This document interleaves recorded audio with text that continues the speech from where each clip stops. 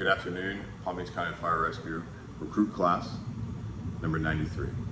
So you guys, your first day here, you've been welcomed, you've had some training opportunities, you've gone through all the training leading up to this point. And now today, this afternoon, we're going to talk a little bit about mental health. It's a fairly new concept that I feel like the department as well as surrounding departments have kind of taken the initiative to focus a lot of their attention on. Happens to everybody, I don't care who tells you it doesn't affect them, it does. In this job, if you're here long enough in this career, you will be affected by mental health. My name is Captain Jay Marini. I've been at a couple stations over my career, many stations. I've ran thousands of calls, it seems like, right? After 18 years, as busy as the department we are, you're gonna run a lot of calls. You're gonna see a lot of things, and it's up to you to kind of get through it, is what the old thought process was. Now it's more of a team effort, right? So again, 18 years on, seen a myriad of different call types, different instances in which the call sticks with you for a while. And you're gonna bring it home, you're gonna talk about it to family, to friends, maybe not in detail, but you will do a little self-help, and you're gonna go ahead and deal with the problems that you have. Hopefully the health system manners. I've been in numerous ranks, numerous positions of the department. I've spent time in leadership roles as a captain for over 8 years now. I've had to make tough decisions, easy decisions. You name it, I've kind of focused on it. I've now transitioned to more of a special operations role, which is new, but it also has its challenges. So I implore you to kind of look at that as well in your career as you grow, is to look towards advancement and change your dynamics of who you are in the department and grow. Otherwise, you're a standstill. So back to the topic of mental health. It's something in which the department is now focusing on. Years ago, they never took care of it. When I first got hired, they never really focused on it. It was more of a issue in which they didn't talk about it. They didn't want to hear about it. We had certain teams in place, what we called critical incident stress debriefings after certain calls. You would meet with an individual, part of the system, and you would talk about the call, talk about the problems that may have existed. It gave you an opportunity to vent. It gave you an opportunity to not take the call home with you. Well, that worked for a little while, and then it didn't. And then it became almost like something that nobody really wanted to talk about, nobody really wanted to do. It was more of a, I don't want to say joke, but it was kind of like a joke amongst firemen, right? We're supposed to be big, we're supposed to be tough, we're supposed to not let stuff bother us no matter what. Well, that's not the case. If that's your mindset, you're gonna have a very long career in which it doesn't get any easier for you or any better. So some of the things to look for, right? We have call types. So the different call types, there's a myriad of different call types. Something that affects me may not affect you, and vice versa. It's up to you as a crew member, not an officer. It could be any member of the crew to focus and hone in on what's bothering the employee, right? It could be that same shift or manifest itself shifts after. So call types is one of the instances you can look at. Like I said, varying call types affect people differently. It's understandable, right? It could be a pediatric call that affects someone like myself who has kids at the house. It affects you differently than someone who doesn't have kids. Calls with mutilation from a car accident or self-mutilation or something along those lines, those will affect you. So call types is a big one. You're gonna see that be sprinkled across your career, in which it's going to make what would be a mundane call not mundane, and you're gonna take it home and you're gonna deal with it in your own way, hopefully in the health and manners. Otherwise, that's why we have some teams that I will go over, we'll talk about later on, that you can focus in on, and it's a quick call and they'll help you out and they'll point you in the right direction, right? So the other cause is gonna be your call volume. Palm Beach County Fire Rescue runs an average of 170,000 calls a year, and that's only growing. That number has grown 70,000 calls since I got hired, maybe a little bit more than that. So we're a very busy department. The call volume in certain battalions, certain stations, is a problem. If you're running 27, 29, 30, and upwards of 50 calls a shift, It's a lot. You do that over the course of a year, you do that over the course of a couple years, and you're talking significant exposure to some of these calls and significant exposure to the call volume, the workload, right? So that's another cause of these mental health issues in which it could, get out of control for you without properly handling it. In addition to the call volume and the call type, you've got burnout. Running that many calls, that many serious calls, whether, like I said, pediatrics or very technical calls, very high stress calls, those calls have what we call burnout. After a while, those calls will make you, the words numb could be used to the calls. Sure, numb, as well as not focusing. You're gonna take it for granted. You're going to start being agitated, angry. You're gonna start resenting. You're gonna start being not the greatest employee, right? And that's gonna happen if you don't keep it in check. If your crews don't help you keep it in check. So a big piece of the puzzle is policing yourselves. It's not always up to the officer, it's not always up to the department. It is up to you as an individual. As a new recruit, you have just as much power to say something to an officer if you feel that they are struggling with something. You have all the rights in the world to go ask, are they okay? What can you do for them? And then, if there's something that needs to be further put up the channels, you contact your next highest rank that you can contact, your lieutenant, or another captain, your friend captain, right? But you gotta help each other. A big part of the mental health is helping each other. You can't be afraid to talk, right? So you spend a whole career, and after your 15th, 16th year, you've moved on through your career and you've had enough bad calls, you've had enough of a call volume, and well, now there's a mental health side of it, right? Like there's a dark shadow inside the back of your brain that is dealing with a lot of this stuff. Hopefully in a healthy manner, right? The unhealthy side of it would be a lot excessive drinking, drug use, any vice you can get a hold of to help you deal and cope with the mental health side of the calls, the department, right? The job. It's a very serious issue, and it's something that needs to be put in check early so that it doesn't get out of hand.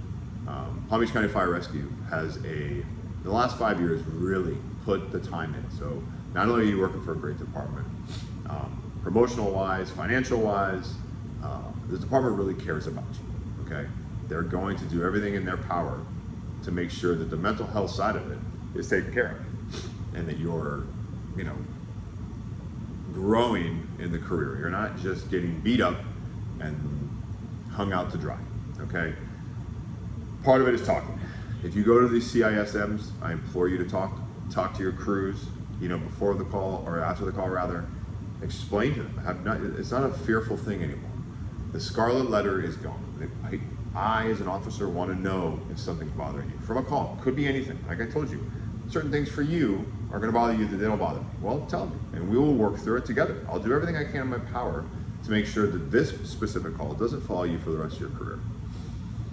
Because they will. There are going to be some calls that you're going to put in the back of your mind and you're going to deal with for a very, very long time. And like I said, you got to pick the healthier option. So the mental health side of it is just that. You got to talk. You've got to feel comfortable talking. And the department will make you feel comfortable talking because we utilize a lot of the CISM debriefings. We have, in the last few years, really focused on the psychiatrist side of it. You are going to see a psychiatrist every year as part of your annual. You're going to sit down with some of our psychologists and our psychiatrists, and they're going to talk to you. You got an hour free every year for your annual, and you'll sit there and you'll talk and you'll tell your feelings. Again, don't be afraid to tell your feelings, right? Be very open and tell them how you feel and let them help you understand certain things that you might not be able to understand. Don't bottle the stuff up. Don't try and pretend that it's not there, because it is. So, like I said, the department does a really good job of it, and I implore you all to take advantage of that. In addition, we offer 52 per our union in our Employee Assistance Program, our EAP program. You get 52 visits a year for free with any psychologist, psychiatrist in network. Another great feature, right? Like if you're going to deal with a lot of these calls, they're going to help you out the best way they can. And they will get you the help at any time of day. Those are the options you can do preemptively. You know a problem exists, or maybe you don't know, but you're sensing it or your crew's sensing it. Utilize the EAP program in your annual visits, right?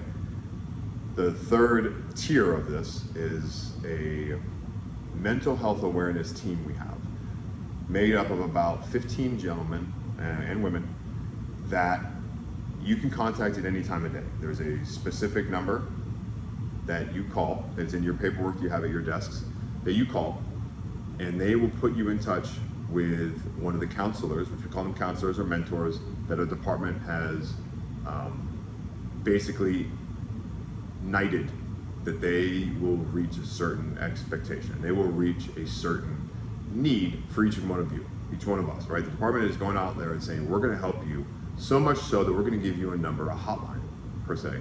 You can call whenever you want, and they will come out and help you. They're gonna do everything in their power to help you. They will meet with you, no matter what time of day it is, 2, 3 in the morning, 6 in the morning, whatever the case is. You call them, they're gonna be there. They will send someone there to get you the help you need, so you're never alone. A big part of this mental health awareness is that you're not alone. The department is here for you, your crews are here for you, the officers are here for you. They may be tough on you, but it doesn't mean they're not here for you, right? We're a big family now, you're a part of a brotherhood. You coming here today and starting your career with Palm Beach County Fire Rescue, you are now part of a bigger family. And we're all out here for each other. Like I said, we'll joke with you, we'll mess with you, sometimes maybe even a little bit too far. Let them know that it's too far, right? So that we know. But in addition, they're not doing it maliciously, I promise you. They're doing it because they like you, right? And you're gonna hear that again, I'm sure, in your career. That if they don't talk to you, they necessarily don't like you, but you'll know when somebody likes you, even if they're just joking. So I implore you to take the mental health awareness seriously. It's a large epidemic. I believe that it's gotten out of hand. It's pushed itself to the forefront through suicide. We have had, I don't sugarcoat stuff with recruits or people in general, but the department has had quite a few suicides in the last few years, caused by a lot of mental health awareness, or unawareness, I should say, issues that those individuals have dealt with, and went unchecked. Well, if it goes unchecked, it can manifest itself to that point, right? And we don't want to see anyone go through that. Not only them, but their families, their loved ones, they go through that too. So our job as officers, as employees for Palm Beach County Fire Rescue, is to police each other and help each other be more compliant and more balanced with the calls that cause mental health issues, right? And handle it in a healthy manner, not an unhealthy manner. So, like I said, those are some of the issues you really need to focus on. There's no more scarlet letters. There is no more judging from this mental health side of the job. It's a lot on you to understand it and learn from it and accept that you're going to feel certain sides of mental health with the career. It's inevitable. When you feel it, when you understand it, you can get the help you need, or you can maybe ask somebody to help you get the help you need. You're in, like I said, a bigger part of this family now, and we're all in it together. We all want to conquer this mental health epidemic, this problem that's now become part of it. We don't want to see anyone go out on a PTSD bill. We don't want to see anyone leave the department because they are so scarred from the call volume, the call types, whatever the case is. We don't want to see that. We're here for each other, right? We're a brotherhood, a sisterhood. We're all here for each other. We're here for you guys. You're new recruits, we're still here for you guys. It's day one. You make it through all this, we're here for you guys. Your instructors over there, they're here for you now. In the class for the next 3 months, they're here for you. After that, you come out into the field, I will be there for you. And my crew will be there for you. We will take every opportunity we can to be there to help you through the process. And for the rest of your career, I made a promise to every crew I've ever had that I will help you through whatever problem exists. And that's very easy. Easy to offer and easy to do.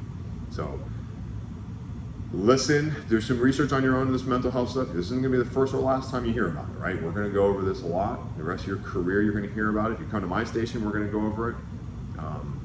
Like I said, I've been in the career a long time.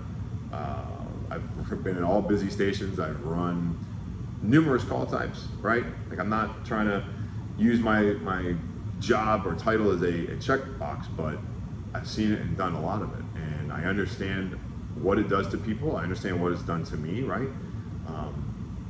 No one's perfect, and you're all gonna feel and deal with it in different ways. I've dealt with it poorly sometimes, and I've had to recenter myself and get assistance to make myself get through it a little bit better, right?